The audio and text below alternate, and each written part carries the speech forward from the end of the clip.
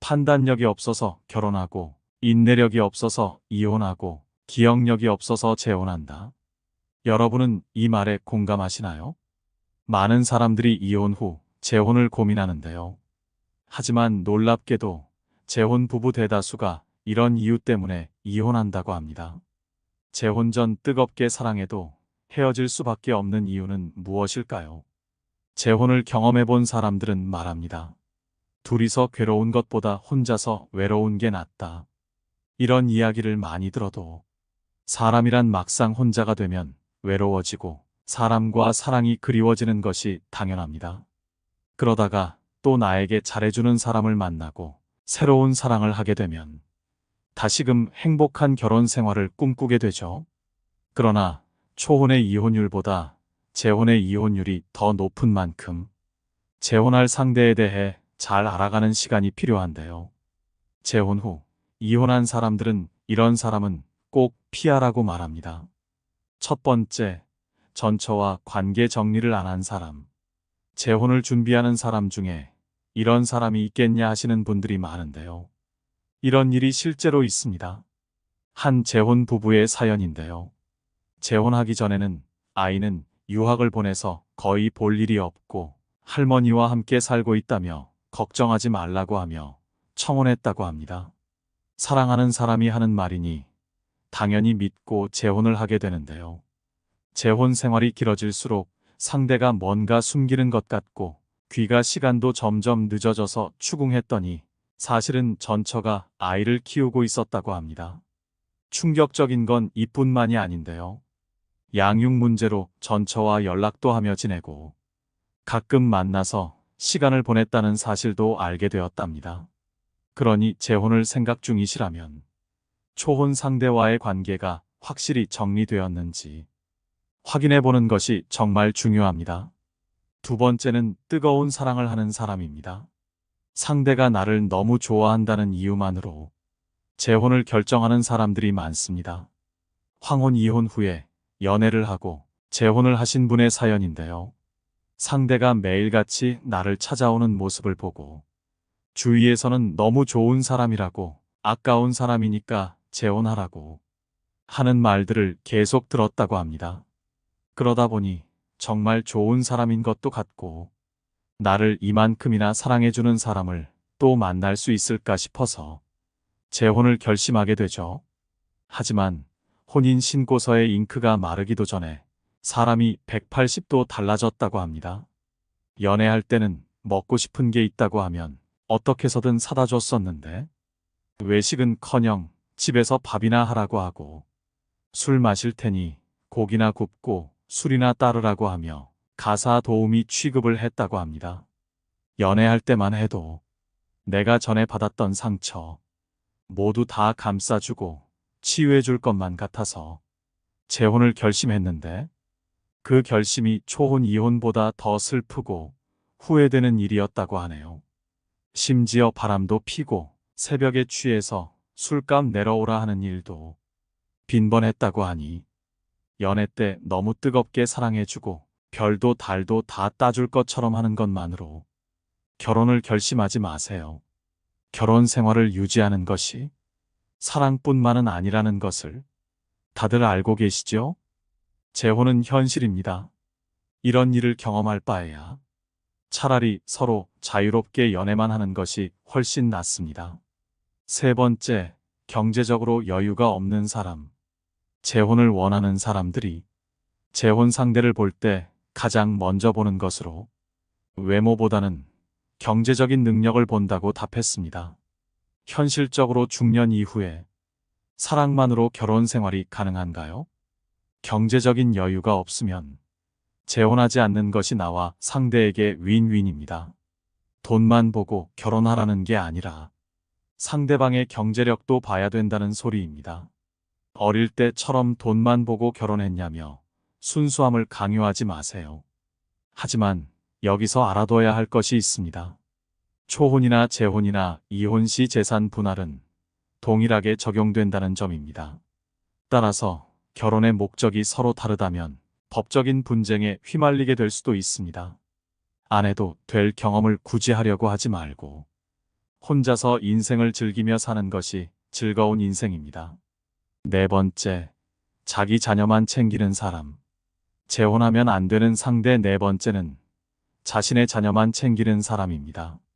재혼은 부모의 선택이지만 그 선택으로 자녀에게 갈 영향도 고려해야 합니다. 만약 상대가 자신의 자녀에게만 용돈을 준다면 어떨까요? 당연히 기분이 나쁘겠죠? 부부 갈등의 원인이 될 수도 있습니다. 또한 자녀의 입장에서는 호칭을 어떻게 해야 할지 고민이 될 수 있습니다.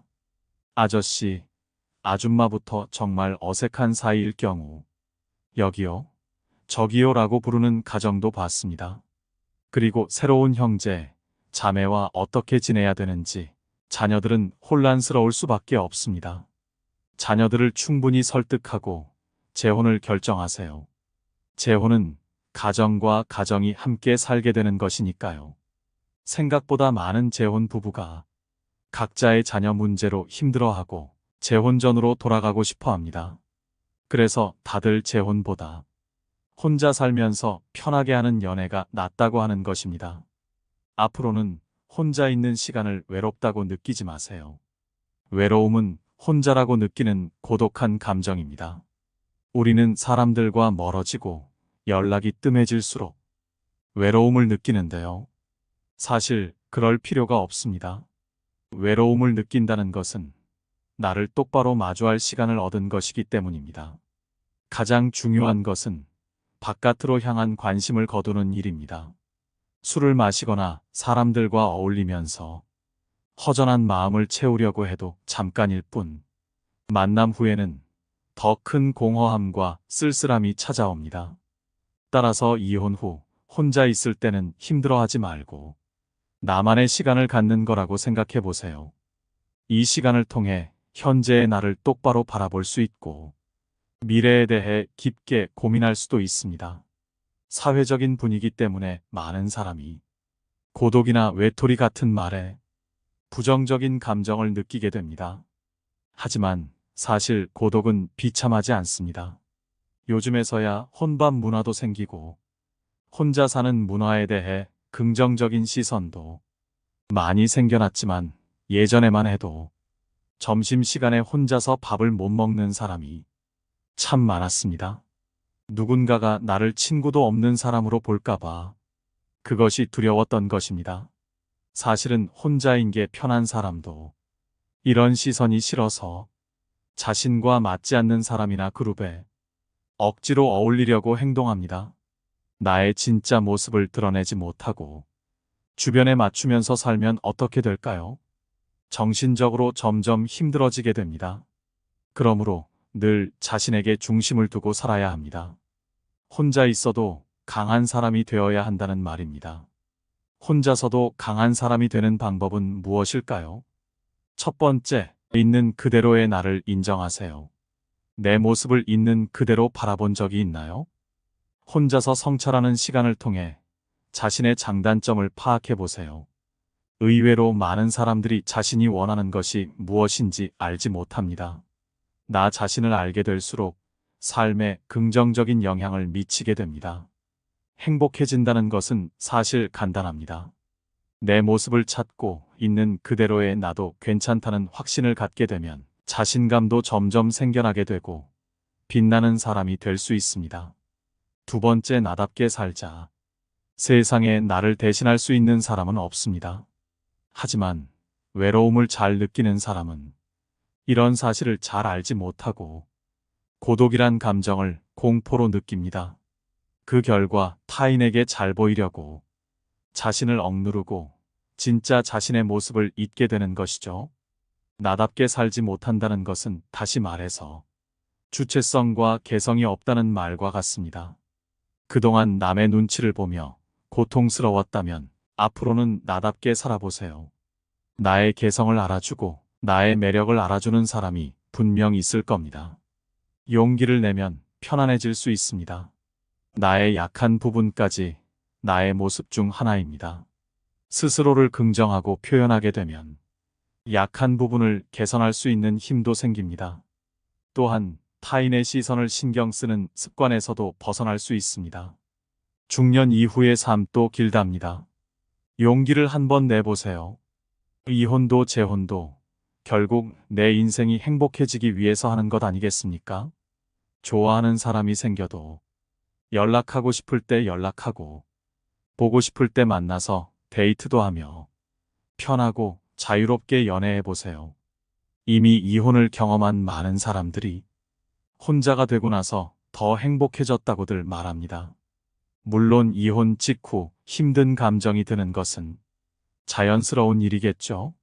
하지만 이러한 감정도 있는 그대로 받아들이려는 용기가 필요합니다. 고통을 마주하는 데는 용기가 필요합니다. 바라보면 아프기 때문입니다. 고통스러운 감정을 회피하기 위해 홧김에 폭식을 하거나 별 감정이 없는 이성을 만나기도 합니다. 상처는 가린다고 해서 없어지는 것이 아닙니다. 바닥을 치고 올라오는 사람은 강해집니다. 변화하게 됩니다. 그 변화는 행동을 통해 나오게 되며 그것이 여러분의 매력이 될 것입니다. 굳이 불행을 복습할 필요는 없습니다. 경험이란 제일 차가운 조언이기 때문입니다. 반평생을 가족들과 울고 웃으며 살았다면 이제는 온전히 여러분을 위해서 사는 시간을 가져보세요. 여러분의 인생에 행복만이 가득하길 바라겠습니다.